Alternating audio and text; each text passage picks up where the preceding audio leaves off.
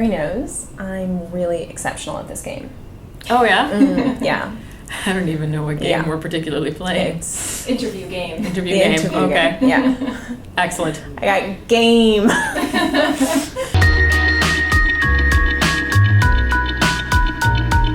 I'm Annie, and I'm here with Jordan, the writer of the Carmilla series.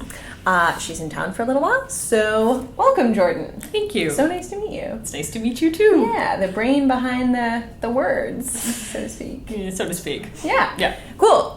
So first, my question to you is how you ended up, if this is your first foray into writing for screen as opposed to like stage or other mediums, and if so, how you ended up here. I've written for screen a little bit before, just like some small shorts for the Humber program and for Crazy Eights out in Vancouver. And so that's primarily what I've done for this medium. And I'm in the MFA out at UBC, Right so on. I've done actual courses in how to work for television and how that's structured. Yeah.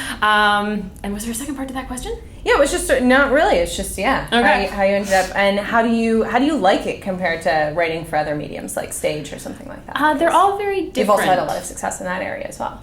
Yes. And I think the thing is the mediums have different kind of stories that they call for. Yeah. So there are things that you're going to do on stage that are very much about presence, because you have a whole space and you have continuous linear time and you're playing with that. And that immediacy can also tend to very different effects, right? Like there's a lot of like things that are almost like combat in Carmilla that are very much played for laughs, right? Like I pop you in the neck and that's hilarious and we laugh. If we did that on stage with two actual physical bodies present, that would be terrifying. Like that would be really visceral and probably quite upsetting, right? It's much harder to do violence on stage. I mean, you can do it in a comedic way, but I think it tends towards, like for me, I've always sort of registered that, no, that's a real body. And I'm like very more afraid realistic.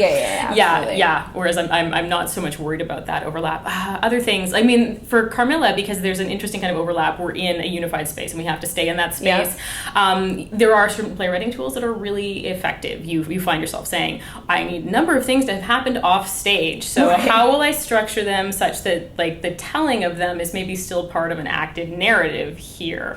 But because you are filming and recording, you can also play with time. So some of my favorite little bits in Carmilla are those moments where you think, oh, it'll be really boring to go through all of this. So right now we're just gonna clip to a time lapse. Yeah, so the time lapses are great, montage. right? They're really punchy. They kind of like they allow you to sort of hit a few moments without having to sort of like linger in that, and it also allows you to just elide time basically. Yeah. To just Plus, say, it's hysterical to watch people in like fast speed motion. Yes, like, it's just the funniest thing in the world. So that's good too. Absolutely, yeah. So you read the novel Carmilla, and then you, instead of sort of just adapting that particular story, you kind of treated this series as like a prequel.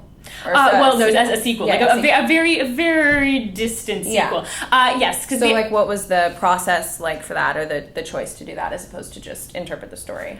Well, I think partially that impetus comes from Steph, who's behind the camera over there. Yeah. So Steph was the one who particularly raised Carmilla. I mean, I was pitching a number of things that were sort of in this vein. Yeah. And looking at Carmilla and thinking about how you would want to. I was sort of, as much as I think it's a terrific novel for its time, and there are some lines in it that are just like, wow, that is an amazing piece of dialogue, or just amazing. I sort of just reading it over, I was sort of, I'm kind of uninterested in going back to what this is going through, and in particular the ways in which the way Sheridan Le Fanu is structuring that as sort of almost like there's something in it that for me pings of like 1950s lesbian hysteria. Like, is this woman a lesbian?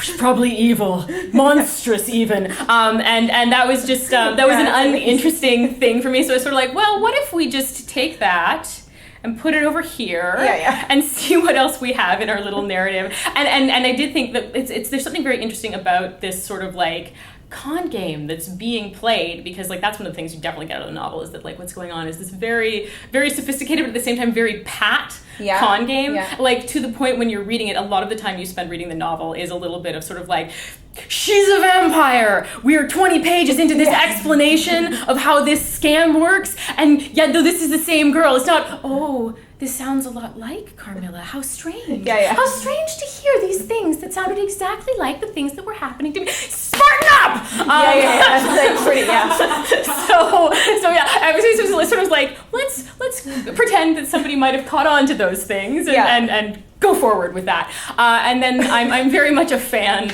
of sort of postmodern sort of feminist takes on any kind of trope. So like I was very much, I grew up on Joss Whedon. I love Veronica Mars. I love and so that idea seemed like, well, that is the approach to take to this material, because it's very much the thing that we're about to try to do. We're going to take on a lot of vampire tropes and a couple of like very specific Carmilla tropes and just it's super fun. Thank you.